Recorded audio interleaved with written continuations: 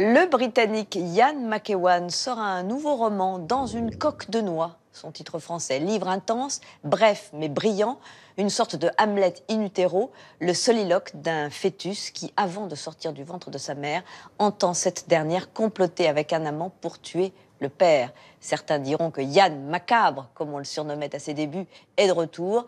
Une réflexion sur l'innocence qui donne aussi une profondeur inattendue au récit. C'est ce que nous explique Sarah Lasserie.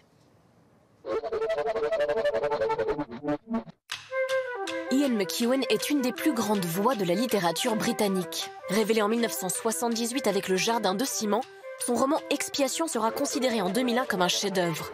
S'il est passionné de science, souvent ancré dans le social et le politique, et effectue toujours des recherches approfondies pour ses livres, il s'est offert des vacances en écrivant ce thriller délirant dans une coque de noix. Cette fois-ci, j'ai décidé de m'amuser plus et de me tromper sur toute la ligne. Ian McEwan adapte librement Hamlet de Shakespeare en imaginant un héros fœtus qui in vitro reste impuissant lorsqu'il découvre que sa mère et son oncle complotent pour tuer son père. Et tout a commencé par une phrase. J'étais dans une réunion plutôt ennuyeuse à rêvasser, quand la première phrase du roman m'est venue. Me voici donc, la tête en bas dans une femme.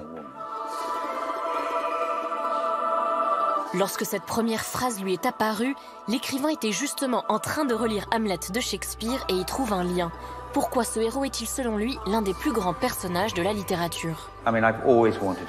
J'ai toujours voulu écrire sur le personnage d'Hamlet. Selon moi, il est la clé non seulement de notre notion de ce qu'est l'existence à l'ère de la modernité, mais il est aussi le premier personnage moderne dans l'imaginaire collectif. Rempli de doutes, d'angoisse, un être humain complet.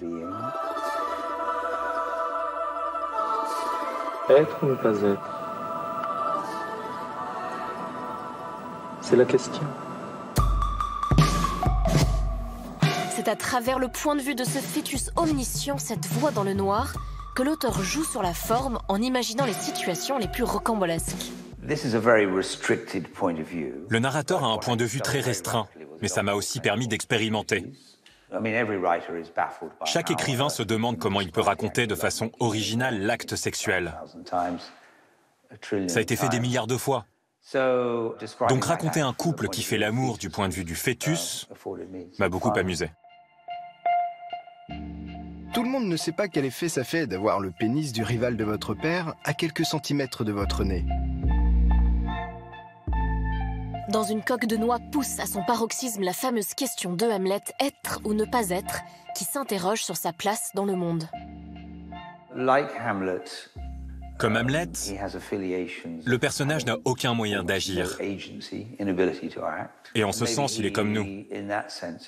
Nous assistons aux événements politiques du monde qui se déroulent sous nos yeux. Mais malgré notre inquiétude, nos moyens d'agir sont très limités. Il y a l'idée que toutes ces choses arrivent, mais on n'y peut pas grand-chose.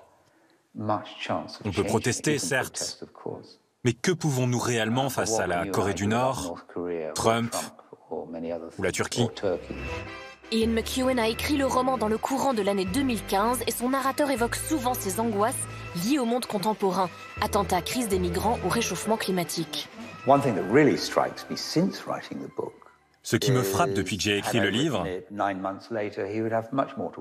c'est que si je l'avais écrit 9 mois plus tard, mon héros s'inquiéterait encore plus.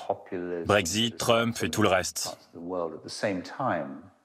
Et la vague de populisme qui s'empare de différents pays en même temps ne s'était pas encore tout à fait établie en 2015. Cela nous fait prendre conscience de la rapidité du changement dans le monde. En réalité, ce livre est un roman historique de l'année 2015. Une époque d'innocence.